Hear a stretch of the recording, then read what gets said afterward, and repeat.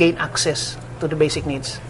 For example, if we can still get some sources of food and water we can purify, we'll stick to that. But the overhead, sir, is we'll maintain some sort of a security and safety line. We will not spread the disaster. We will not spread diseases. Number 2 is how we can come up with temporary power source so that we can activate our communication line. And Can you do that? We'll have some many things like the generators thing. EDC has promised that they have some portable equipages that they can probably lend us.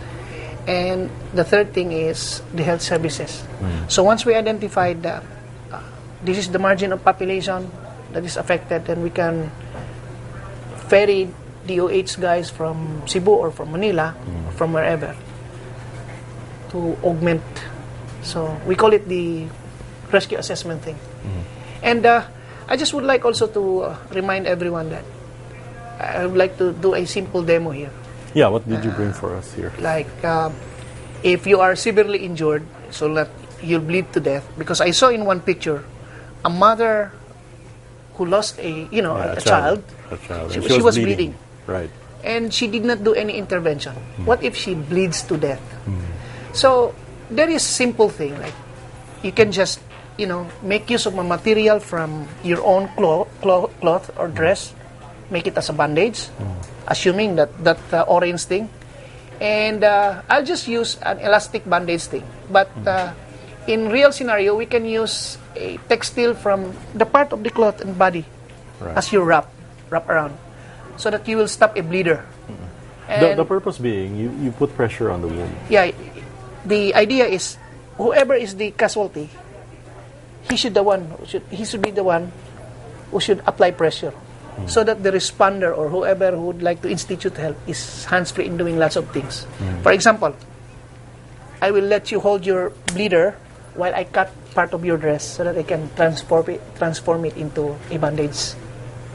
So this is what we call the self-aid thing, and we are actually trying to advocate it. Part of the austere medicine or austere rescue campaign that we are training around the LGs around the country. Austere rescue campaign. Tell us more about that. It sounds it's very basic, but it's something that a lot of people might not know about. Yes. Austere medicine is simply you employ available materials to address to some injuries from basic to intermediate. You can use poles or any platforms or even your own cloth, even your hat, your cap, even your shoes, even your socks, and make them some sort of a like a stopper, or if you suspect any spinal injury, you can just if you can just use your cap to address to your cervical. So that you can serve as a support, Yes. so that you don't injure yourself further. Yeah, you can use your tarps to convert it into stretcher. There are some interventions like CPR not being taught. Usually, our basic life support system is usually the kahon. Ang tinuturo namin is walang kahon. It's like the rules of the engagement. Parang with you no can be rules. flexible about it and yet you still achieve the same results. Yeah. For example, I'll show you. Ang tao bawal hakbangan. Tama po yun.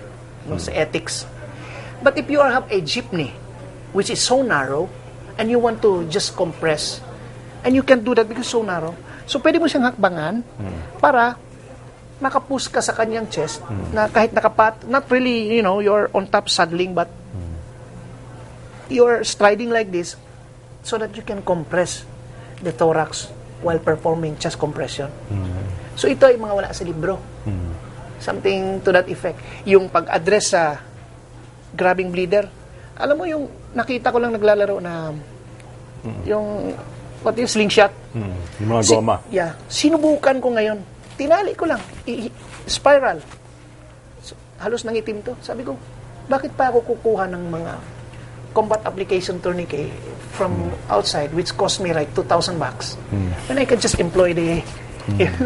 So I was trying to remodify some few things which can fit to the taste of the Filipino. What are the basic injuries that you mentioned a while ago, unique to a situation like the Typhoon Yolanda aftermath?